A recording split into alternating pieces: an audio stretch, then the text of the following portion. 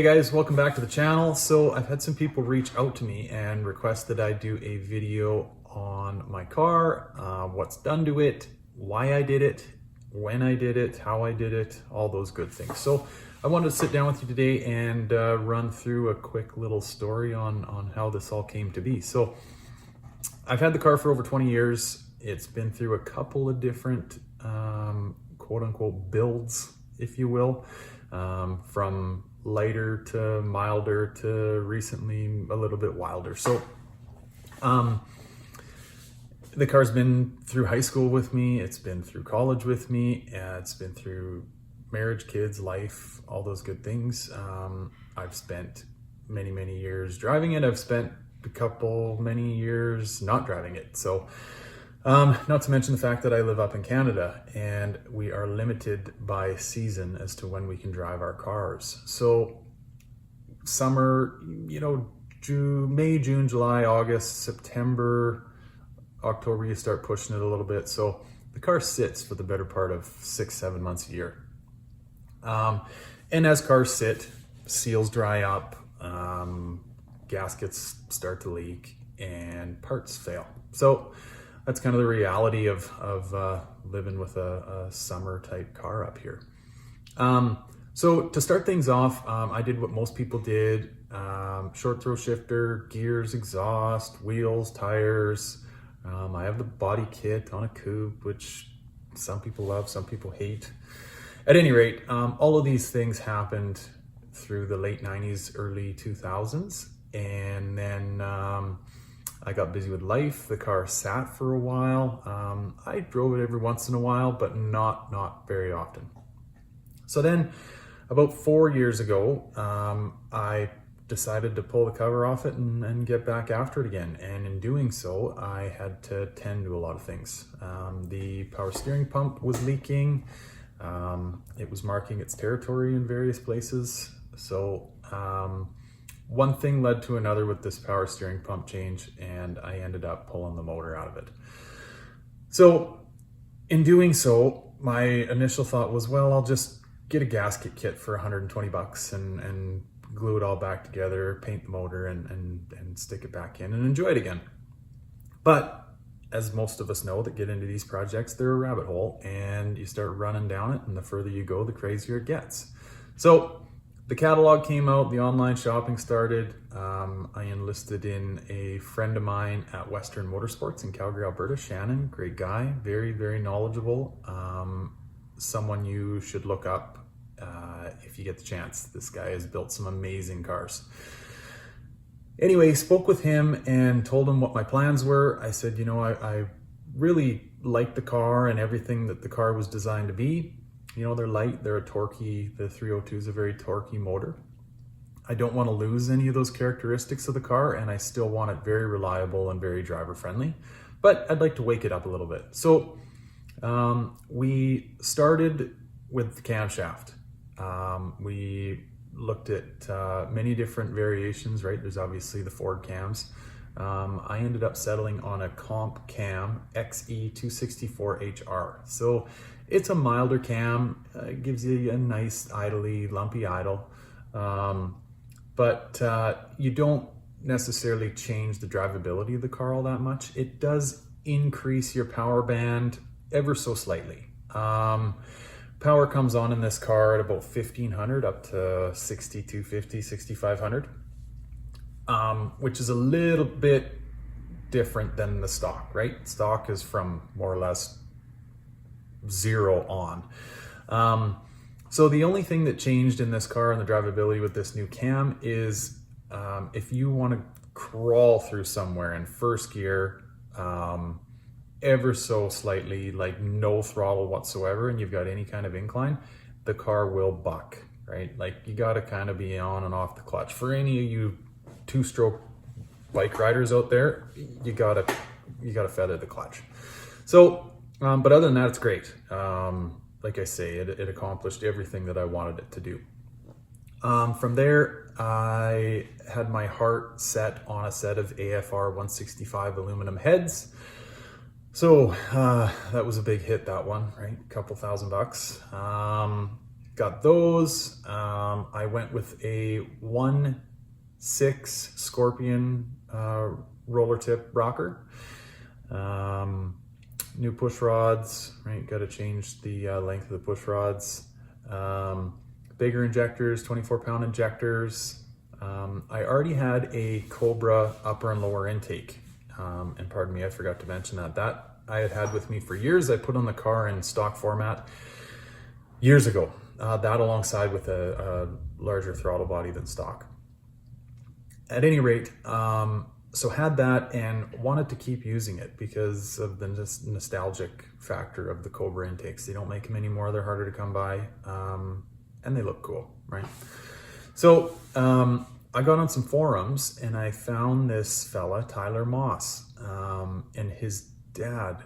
No, maybe Tyler's the dad, Daniel's the son. I think I've got that correct. At any rate, I enlisted in their services. So I stuck my lower intake into a styrofoam filled box and I mailed it down to him in the States for him to port and polish and port match it to these AFR 165s.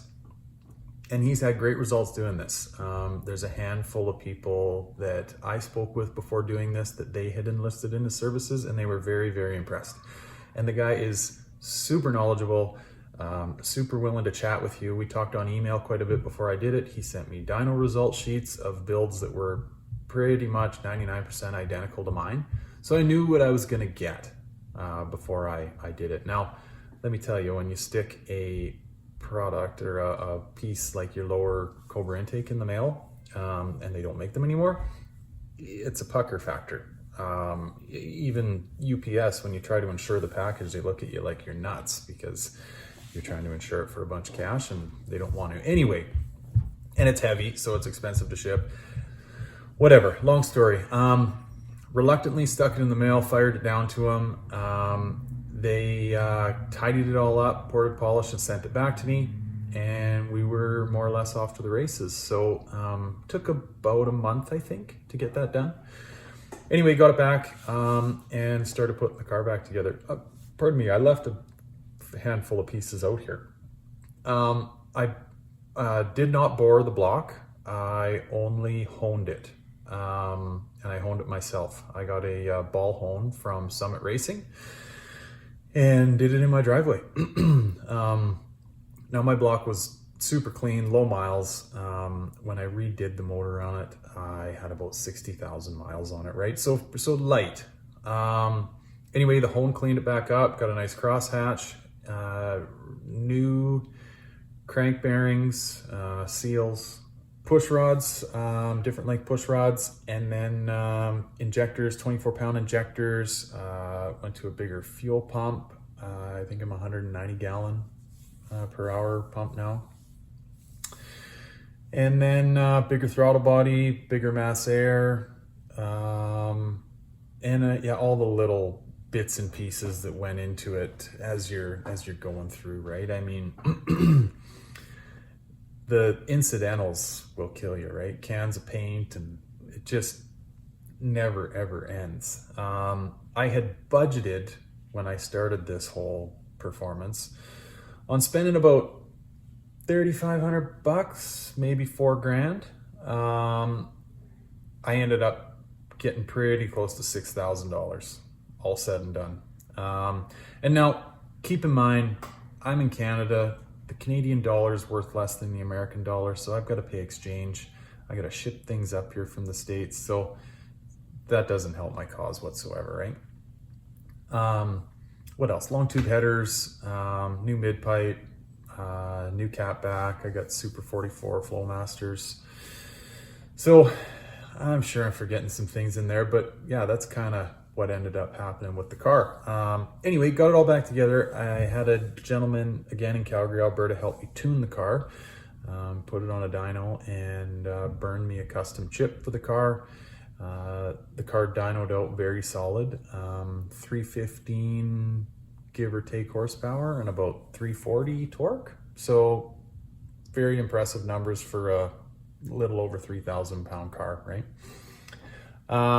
Anyway, I thought I would show you guys some bits and pieces of the car here too. So here's how it all turned out. I went to great lengths to paint things and really clean things up. I reused the stock valve covers, just painted them, tidied up the engine bay, painted it. I cleaned up the wiring on this side, right? Anybody that knows these cars knows that there's a harness that comes over here. And anyway, it's all tucked in behind the fender now, which I think tidies it up quite a bit. I didn't do this side. Well, actually, I sort of did. I changed where the hood release went, and but didn't, you know, hide any of this. So yeah, overall it turned out really well. And actually, I don't know if you can tell or not, but I do have the car in the air right now. I've got a rear main seal leaking. So in and amongst all this awesomeness of time and money trying to tighten this car up and get it back to its brand new standards, I have a leak. 'Tis the case with these cars, I guess. So I'm in the process of pulling the transmission out of it right now. But yeah, gives you an idea of how things finished off. Still run the mechanical fan. I do have the 5-bolt 4-wheel disc conversion. So that's the Cobra cylinder, Willwood proportioning valve.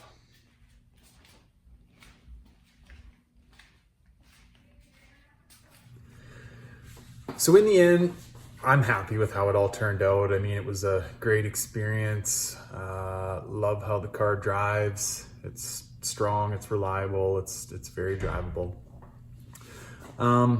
Would I do it again? Really good question. I'm 50-50 on that.